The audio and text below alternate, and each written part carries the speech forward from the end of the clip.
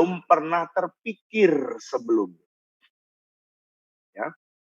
Contoh, saya berikan saudara contoh ya. Kemarin pada waktu saya cerita kepada saudara membaca dalam Rut pasal yang pertama, ayat yang keempat. Ayat Rut pasal 1 ayat 6, 1 sampai 6, itu pertama kali Tuhan bicara di Israel, di Bethlehem. Kamu bangun house of bread untuk memberi makan kepada orang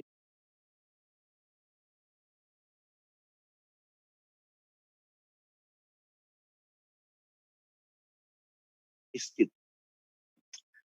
Biasanya kita udah memberi makan orang miskin udah ribuan, tetapi selalu pakai uang gereja, dan kita tidak pernah mengkaryakan mereka atau memberikan, kalau saya pakai istilah, memberi ikan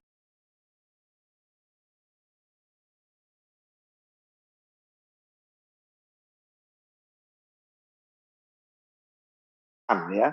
Kali ini saya menangkapnya, Tuhan itu mau supaya saya mulai meng-create ministry, bukan memberikan ikan, tapi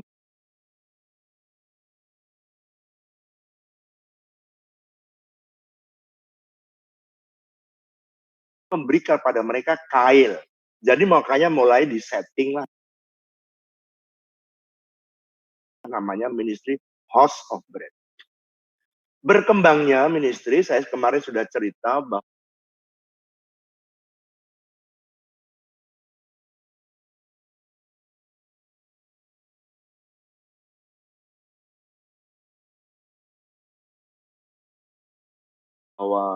baru saja 2 bulan yang lalu Tuhan memberikan ide dan tiba-tiba tersingkap, Tuhan bicara, baru saja tersingkap tentang cell death, dan kemudian breakthrough lah HOB kita, dan akan breakthrough ke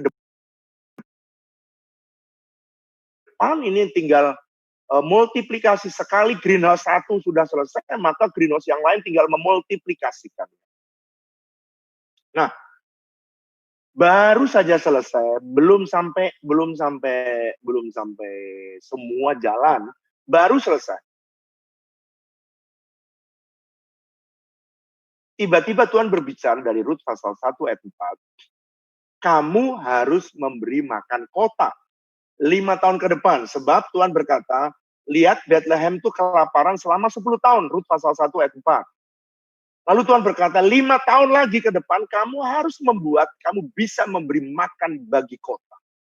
Suara itu yang saya dengar dari ketika saya membaca firman Tuhan. Tetapi Tuhan nggak, bagaimana caranya? Nah, perhatikan ini. Ketika saya membaca ayat itu, lalu saya mendengar suara, tiba-tiba ada new insight, di drop. Bleh. Di saat yang sama, saya tidak mendengar suara, tapi ini keputusan saya. Karena saya mendengar, karena saya disuruh memberi makan kota, artinya sebentar lagi kita bisa memberi makan banyak kepada orang yang lapar. Berarti Tuhan ingin supaya skala House of Bread itu menjadi besar. Tiba-tiba saya itu langsung terkonek. Ada Tuhan taruh drop sebuah ide. Dropnya apa, Pak? Dropnya adalah langsung saya ingat. Tuhan kan pernah menyuruh saya untuk minta tanah 100 hektar. Dan tanah itu sudah sekarang 100,8 hektar. Sudah keluar sertifikat.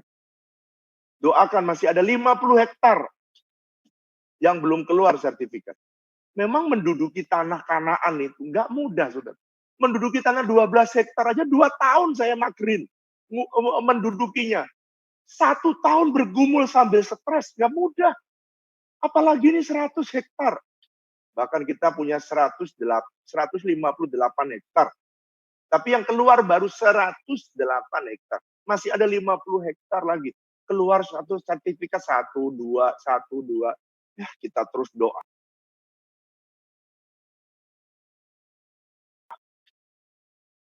Nah, saya tidak mendengar suara Tuhan, Tapi ini keputusan saya karena ada ide, datang, seperti kayak di-drop oleh Tuhan di dalam pikiran saya, bahwa, oh saya langsung berpikir, tanah 100 hektar itu diberikan oleh Tuhan, itu, oh ini yang harus saya pakai.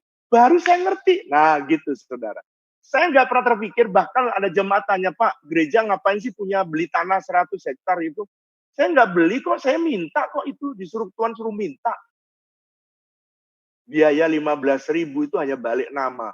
Mana mungkin ada orang punya tanah, gereja punya tanah 100 hektar. Kalau bukan Tuhan yang menyuruh, mana bisa kita punya. Tiba-tiba saudara, saya berpikir, wah kalau begitu, saya harus mulai sekarang. Padahal tanah 12 hektar juga belum selesai. Tapi Tuhan tiba-tiba mendrop satu ide yang tidak pernah saya pikirkan sebelumnya, dan tiba-tiba terpikir, dan kamu harus selesaikan, kira-kira gitu, drop dalam insight,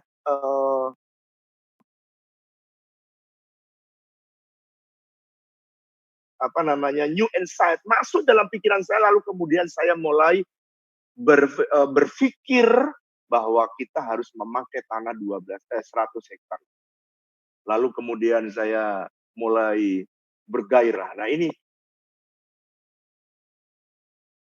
kalau sudah ada perintah, lalu kemudian ada new insight, sepertinya klop, damai sejahtera Tuhan turun. Saudara, kadang-kadang Tuhan itu memberikan